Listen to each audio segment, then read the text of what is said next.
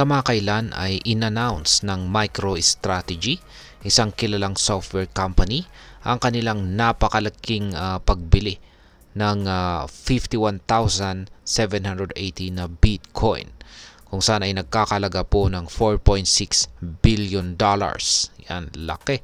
Dahil dito, ang kabuuang hawak nilang Bitcoin ay umaabot na po sa 331,200 na Bitcoin. Ginagawa silang isa sa pinakamalaking Bitcoin holders sa buong mundo dahil dito. Sa ganitong galaw ay muling napukaw ang atensyon ng crypto market at nagkaroon po ng bullish outlook para kay Bitcoin at pati na rin sa stocks ng MicroStrategy. Yan po yung MSTR stock.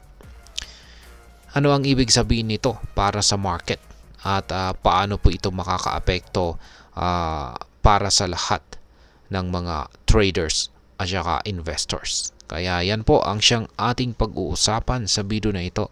Pero bago po tayo magpatuloy, ay nais ko lamang po munang bigyang linaw ang aking disclaimer kung saan ang nilalaman po ng video na ito ay hindi po ito isang financial advice. For education and information purposes lamang po ang layunin nito. Ayan. Bakit nga ba napakalaking hakbang ito ng MicroStrategy? Ang pagbili po ng MicroStrategy ng ganito kalaking Bitcoin ay bahagi ng kanilang tinatawag na Bitcoin strategy. Layunin nilang gawing si Bitcoin ang pangunahing asset na magdadala ng kita sa kanilang kumpanya. Sa average price na $88,627 bawat Bitcoin sa kanilang pinakabagong pagbili, makikita na patuloy silang nagtitiwala sa long-term value ng cryptocurrency na ito. Sa kasalukuyan, hawak po nila ang 1.2% ng kabuuang supply ni Bitcoin. Malaking bagay ito dahil ang supply ni Bitcoin ay limitado lamang sa 21 million. Kaya ang pagmamay-ari ng ganito kalaking porsyento ay isang malaking advantage para sa kanila. Ngayon ay ano po ang naging epekto nito sa market? Ang malaking pagbili ng MicroStrategy ay nagdala po ng dalawang positibong epekto. Una ay bullish sentiment sa presyo ni Bitcoin. Ang laki ng investment na ito ay nagpapakita ng matibay na kumpiyansa ng MicroStrategy sa kinabukasan ni Bitcoin. Dahil dito, maraming investors ang nainganyo rin na mag-invest na nagtutulak sa presyo ni Bitcoin ng pataas. Pangalawa ay pag-angat po ng MSTR stock or MicroStrategy stock ni MicroStrategy. Ang stock ng MicroStrategy ay tumaas din matapos ang announcement. Ipinapakita nito na positibo rin ang pananaw ng tradisyonal na stock investors sa kanilang desisyon na patuloy na bumili ng Bitcoin. Ngayon ay bakit naman halos imposibleng maabutan ng iba pang kumpanya itong si MicroStrategy?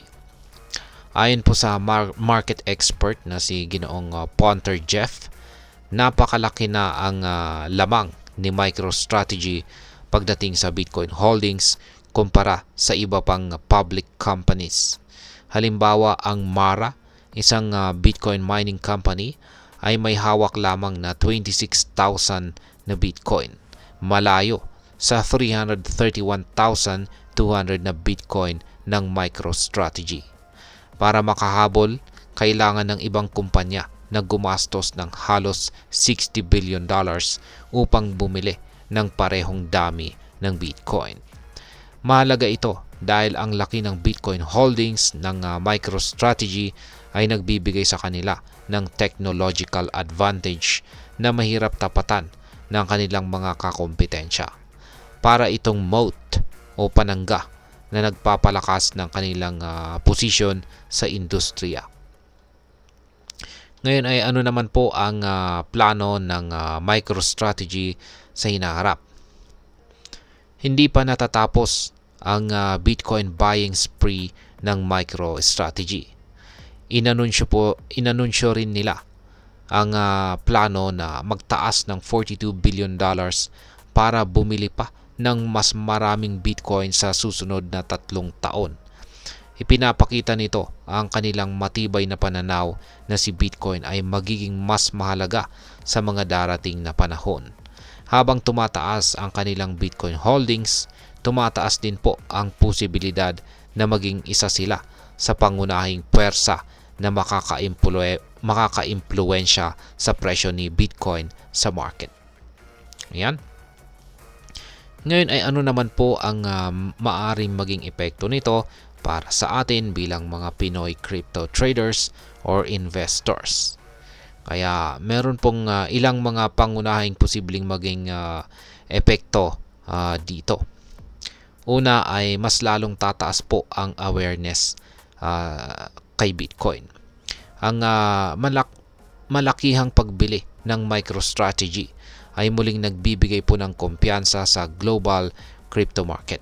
Maaring magdulot po ito ng mas maraming tao sa Pilipinas na mag-invest kay Bitcoin. Pangalawa, posibleng pag-angat ng presyo ni Bitcoin. Dahil bullish ang sentiment sa market, posibleng tumaas pa ang presyo ni Bitcoin. Para sa mga Pinoy investors na may hawak or holdings na Bitcoin, ito ay magandang pagkakataon para sa kita. At pangatlo, pagtaas po ng pagiging competitive or competition.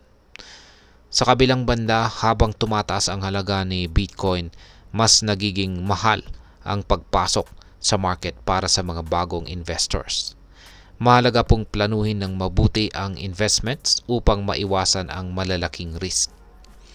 Ngayon ay ano naman po ang aking masasabi tungkol dito? Ang desisyon po ng MicroStrategy na mag-invest ng malaki kay Bitcoin ay isang malinaw na indikasyon ng patuloy na paglago ng crypto bilang isang asset class. Bilang isang Pinoy crypto trader, nakikita ko po ito bilang oportunidad. Ngunit dapat din tayong maging maingat. Ang malakihang pagbili na tulad nito ay maaring magdulot po ng volatility o mabilis na pagbabago sa presyo ni Bitcoin.